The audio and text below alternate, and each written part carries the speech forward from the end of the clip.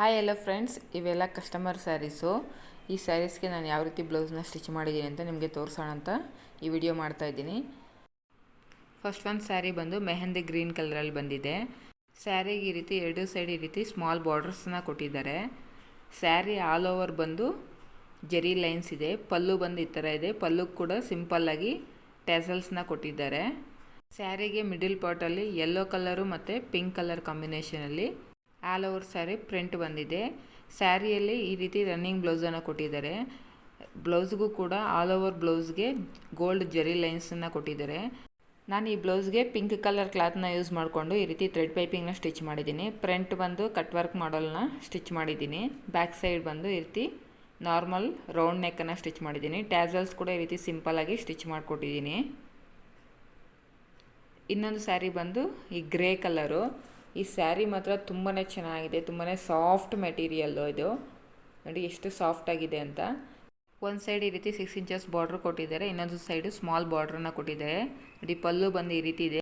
Sari all over ಬಂದು digital ಪ್ರಿಂಟಲ್ಲಿ ಈ ರೀತಿ ಫ್ಲವರ್ಸ್ನ ಕೊಟ್ಟಿದ್ದಾರೆ. ಇದಕ್ಕೆ ಕಾಂಬಿನೇಷನ್ ಆಗಿ ಈ ಬ್ಲೌಸನ್ನು ಅವರು ಸ್ಯಾರಿಯಲ್ಲಿ ಕೊಟ್ಟಿದ್ದಾರೆ.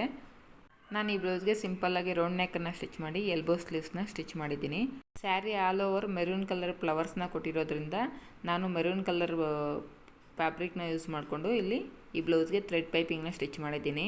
ಈ ಬ್ಲೌಸ್ಗೆ ಸಿಂಪಲ್ಲಾಗಿ ನಾನು ರೌಂಡ್ ನೆಕ್ಕನ್ನು ಸ್ಟಿಚ್ ಮಾಡಿದ್ದೀನಿ. ನನ್ನ ಮೆಥಡಲ್ಲಿ ನೀವು ಬ್ಲೌಸ್ ಕಟ್ಟಿಂಗ್ನ ಮಾಡೋದಾದರೆ ಫ್ರಂಟಲ್ಲಿ ಉಕ್ಸ್ ಪಟ್ಟಿ ಮತ್ತು ಕಾಜಾ ಪಟ್ಟಿ ಹತ್ರ ಈ ರೀತಿ ಗ್ಯಾಪ್ ಬರದೇ ಇರೋ ಥರ ಸ್ಟಿಚ್ ಮಾಡ್ಕೋಬೋದು.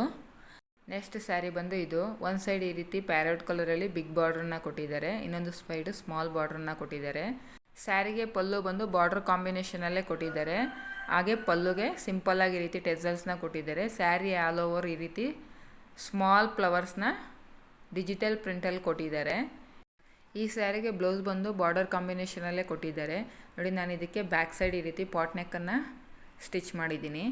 ಈ ಪಾಟ್ ನೆಕ್ಗೂ ಕೂಡ ಆಪೋಸಿಟ್ ಕಲರಲ್ಲಿ ಈ ರೀತಿ ಥ್ರೆಡ್ ಪೈಪಿಂಗ್ನ ಸ್ಟಿಚ್ ಮಾಡಿದ್ದೀನಿ. ನೋಡಿ, ಫ್ರಂಟ್ ಬಂದು ಈ ರೀತಿ ಡೀಪ್ ನೆಕ್ಕನ್ನು ಸ್ಟಿಚ್ ಮಾಡಿದ್ದೀನಿ. ಯಾವುದೇ ಬ್ಲೌಸ್ಗಾಗಿರ್ಬೋದು ನಾವು ಆಪೋಸಿಟ್ ಕಲರಲ್ಲಿ ಥ್ರೆಡ್ ಪೈಪಿಂಗ್ನ ಸ್ಟಿಚ್ ಮಾಡಿದಾಗ ಲುಕ್ ಚೆನ್ನಾಗಿ ಕಾಣಿಸುತ್ತೆ. ನೋಡಿ, ಈ ರೀತಿ ಸಿಂಪಲ್ಲಾಗಿ ಹ್ಯಾಂಗಿಂಗ್ಸ್ನ ಸ್ಟಿಚ್ ಮಾಡಿದ್ದೀನಿ. ಈ ವಿಡಿಯೋ ಇಷ್ಟ ಆದರೆ ಲೈಕ್ ಮಾಡಿ ಫ್ರೆಂಡ್ಸ್.